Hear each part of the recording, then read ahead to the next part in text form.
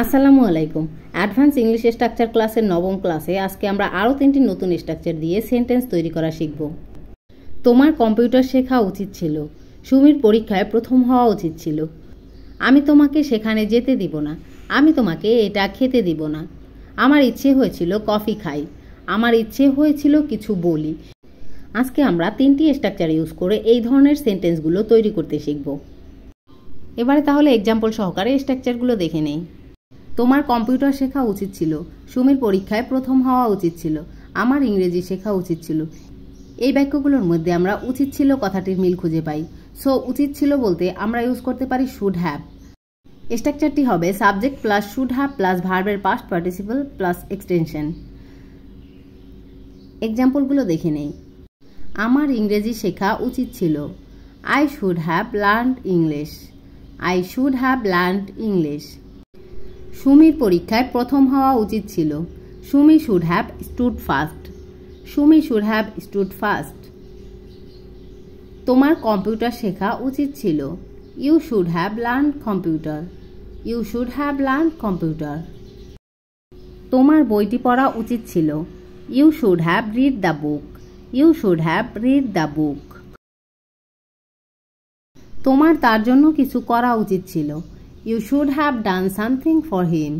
You should have done something for him. তাহলে আমরা বুঝতে পারলাম কোনো কিছু করা উচিত ছিল বলতে শুড হ্যাভ এবং ভার্বের পাস্ট পার্টিসিপল ফর্ম ইউজ করতে হবে। তোমার সেখানে যাওয়া উচিত ছিল। এই বাক্যটির ইংরেজি কি হবে সেটা আপনারা আমাকে কমেন্ট বক্সে জানাবেন।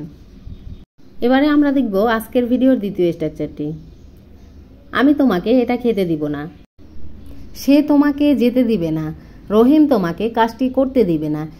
এই বাক্যগুলোর মধ্যে খেতে দিব না, যেতে দিবে না এবং করতে দিবে না এই কথাগুলোর মিল রয়েছে। সো এই ধরনের কথাগুলো বলতে আমরা ইউজ করতে পারি ওন্ট লেট। স্ট্রাকচারটি হবে subject plus won't let plus person plus verb then extension. কিছু এক্সাম্পল দেখে নেই তাহলে আরো ক্লিয়ারলি বুঝতে পারবো।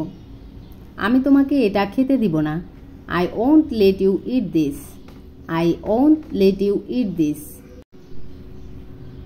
সে তোমাকে যেতে দিবে না। He won't let you go. He won't let you go. আমি তোমাকে মোবাইলটি ব্যবহার করতে দিব না। I won't let you use the mobile. I won't let you use the mobile. রহিম তোমাকে কাজটি করতে দিবে না। রহিম won't let you do the work. Rahim won't let you do the work. আমি তোমাকে সেখানে যেতে দিব না। I won't let you go there. I won't let you go there. এই বাক্যগুলো খুবই কমন। আমরা সচরাচর কথা বলতে এই বাক্যগুলো অনেক ব্যবহার করে থাকি। সো এই স্ট্রাকচারটি মনে রাখলে এই ধরনের কথাগুলো ইংরেজিতে বলতে আর কোনো অসুবিধা হবে না। Now it's your turn. বাবা তোমাকে এখানে আসতে দিবে না।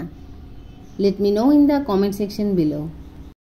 এবারে আমরা আজকের ক্লাসের তৃতীয় স্ট্রাকচারটি দেখব। ইচ্ছে হয়েছিল 1 কাপ কফি খাই। আমার ইচ্ছে হয়েছিল কিছু বলি। ইচ্ছে হয়েছিল একটা মুভি দেখি। এই বাক্যগুলোর মধ্যে আমরা ইচ্ছে হয়েছিল কথাটির মিল খুঁজে পাই। আর ইচ্ছে হয়েছিল বলতে আমরা বলতে পারি ফেল্ট লাইক। স্ট্রাকচারটি হবে subject plus felt like plus ভার্বের সাথে আইএনজি দেন এক্সটেনশন। কিছু এক্সাম্পল দেখে নেই। আমার ইচ্ছে হয়েছিল কিছু বলি। I felt like saying something.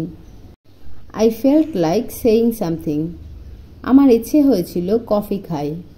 I felt like drinking coffee. I felt like drinking coffee. আমার ইচ্ছে হয়েছিল মুভি দেখি। I felt like watching movie. I felt like watching movie. আমার ইচ্ছে হয়েছিল বইটি পড়ি। I felt like reading the book. I felt like reading the book. আমার ইচ্ছে হয়েছিল বাসায় যাই। এই বাক্যটির ইংরেজি কি হবে সেটা আপনারা কমেন্টে জানাবেন।